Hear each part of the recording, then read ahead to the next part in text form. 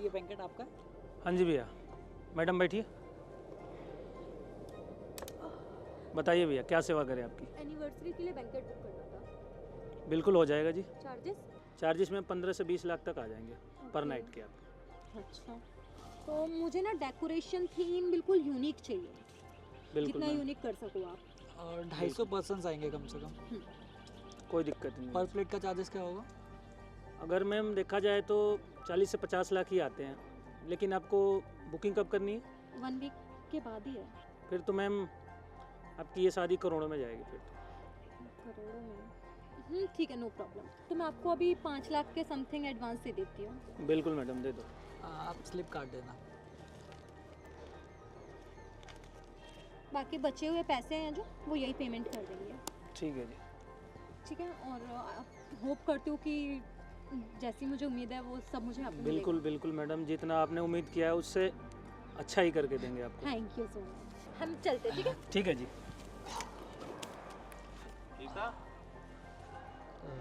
तुम यहाँ पे बैंकेट बुक करने आई हूँ। बैंक्वेट किस लिए?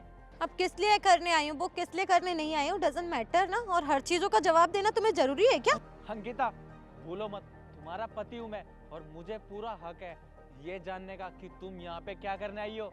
अच्छा, बता तो दिया, छुपाया थोड़ी ना कि बैंकेट बुक करने आई हूँ। और क्यों करने आई हूँ, क्या करने आई हूँ, वो सब नहीं बता सकती मैं तुम्हें। क्यों?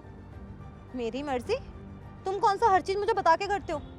अंकिता अगर तुम्हें थप्पड़ नहीं खाना ना तो चुपचाप बता दो कौन है ये और क्या करने आई हो यहाँ पे।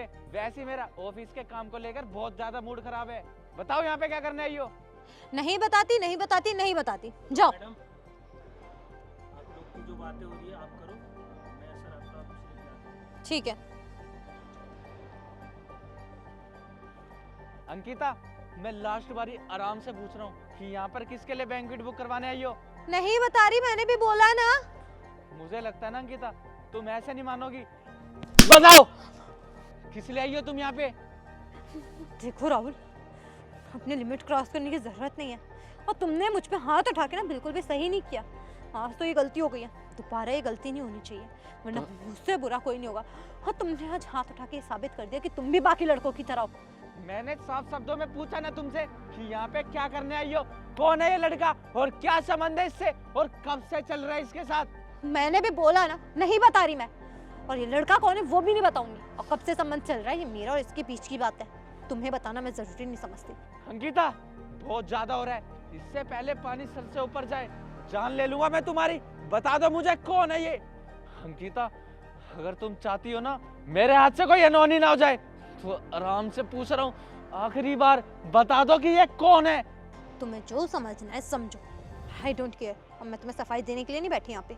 अच्छा तो नहीं बताना ना तुम्हें, ठीक है। घर जाते ही सबसे पहले तुम्हें डिवोर्स दूंगा, तैयार हो जाना डिवोर्स के लिए। और फिर जहां मर्जी जिसके साथ रहना है मरना है मरना, मेरी तरफ से आजाद हो जाओगी तुम। हाँ वैसे भी तुम जैसा आदमी इसको डिजर्व भी नहीं करता है, जो बीच रोड पे अपनी बीवी पे हाथ उठाता हो। अरे कैसे आदमी हो तुम? चुप कर तू, तेरी वजह से मियाँ बीवी के बीच में आज लड़ाई हो रही है। तुम जैसे लोगों की वजह से तलाक होते हैं। औरत बाहर चक्कर चलाती है, खुद का मर्द होने के बावजूद उसको बाहर दूसरे मर्द के साथ अफेयर चलाना होता है। तुम्हें जरा भी शर्म नहीं आई अंकिता? चुप करो, पहले अपने गिरेबान में झाँक कर देखो किस तरीके से बात कर रहे हो तुम मुझसे। ये तुम्हारी बीवी है या फिर कोई खिलौना जो इस तरीके से बात कर रहे हो उससे? ये मेरी बीवी है और मेरी बीवी पे ना मेरा पूरा हक है। चाहे मैं इससे आराम से बात करूं, चाहे मैं इसको मारूं, चाहे मैं इसको पीटूं। तू कौन होता है बीच में बोलने वाला? तुम्हारे बाप की जागीर नहीं हूँ मैं, समझ में आई? ये पसंद थी अंकिता तुम्हारी? इसके लिए तुम कहती थी कि मैं दुनिया की सारी चीजें छोड़ दूंगी। गलत थी मैं। और हाँ, गलत तो मैं था जो तुम्हारी बातों पे विश्वास कर लिया, तुम्हारे बाप की बातों पे विश्वास कर लिया। शादी के समय तो बहुत लंबी लंबी फेंकी थी तेरे बाप ने कि मैंने अपनी बेटी को इतने अच्छे संस्कार दिए कि उसने आज तक कभी पराये किसी मर्द को आंख उठा के नहीं देखा। और आज तुम यहाँ पे पराये मर्द के साथ मुंह काला करवा रही हो मेरे ही सामने। शर्म आती है मुझे तुम्हें अपनी पत्नी बोलते हुए। झूठ बोलने की जरूरत नहीं है, मैंने खुद देखा है अपनी आंखों से कि तुम कैसे यहाँ पर बैठ के बैंक्वेट बुक करवा रही थी अपनी और इसकी शादी के लिए। यहाँ पे भाई है मेरा। और दूसरी चीज ये एक हफ्ते बाद हमारी एनिवर्सरी है, इसलिए बुक कराने आई थी यहाँ पे, और मैं तुम्हें सरप्राइज देना चाहती थी, इसलिए अच्छा। तुम्हें नहीं बताया। अच्छा मजाक है। आज तुम इस गैर मर्द के साथ पकड़ी गई, भाई बना लिया तुमने उसको। अच्छा, पति के आते ही भैया और पति की गैर मौजूदगी में सैया। भाई है मेरा, मतलब भाई है, और भाई बहन के पवित्र रिश्ते को ना बदनाम करने की जरूरत नहीं है। और हर किसी की सोच ना तुम्हारी तरह गिरी हुई नहीं होती है कि एक लड़का लड़की साथ में तो यार ही होगा उस लड़की का वो। झूठ मत बोलो अंकिता, तुम्हारा कोई भी भाई नहीं है। और ये कल में कैसे पैदा हो गया? जो तुम्हारी शादी में महंगी सी वॉच आई थी ना, वो इसी भाई ने भेजी थी, जो खुद नहीं आ पाया था, लेकिन उसने अपना तोहफा भेज दिया था जीजा जी के लिए। और दूसरी चीज ये राहुल, तुम्हारी जो घटिया सोच है ना, तुम्हारे लिए कुछ सोचना ही बेकार है। मेरी गलती है कि तुम्हें हमेशा स्पेशल फील कराने के लिए मैं अपनी इज्जत अपनी सेल्फ रिस्पेक्ट दांव पे लगाती हूँ, लेकिन आज के बाद नहीं। अंकिता प्लीज मुझे माफ कर दो, जाने अनजाने में मुझे कितनी बड़ी भूल होगी, मैंने तुम पर शक किया। अंकिता मुझे नहीं पता था कि ये तुम्हारा भाई है और ये कल ही आया है। अंकिता तुम्हें पता है ना मैं तुमसे कितना प्यार करता हूँ, जब तुम नहीं होती तुम्हारी यादों में खोया रहता हूँ। तुम्हें तो पता ही है ना मैं तुम्हारे बिना नहीं रह सकता।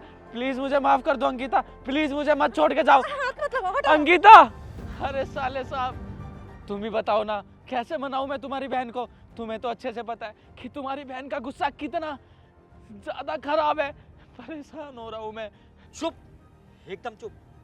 आज तुमने इतनी बड़ी गलती करी है ना, चाह के भी वो तुम्हें माफ नहीं कर पाएगी। उसके भाई के सामने तुमने उस पर हाथ उठा दिया। प्लीज तुम मान जाओ ना। मुझे तो करना ही पड़ेगा, क्योंकि मैं नहीं चाहता ना मेरी बहन का घर बर्बाद हो। जाओ जल्दी, घर पे वो अच्छे कहीं से आ गाड़ी जाना। थे।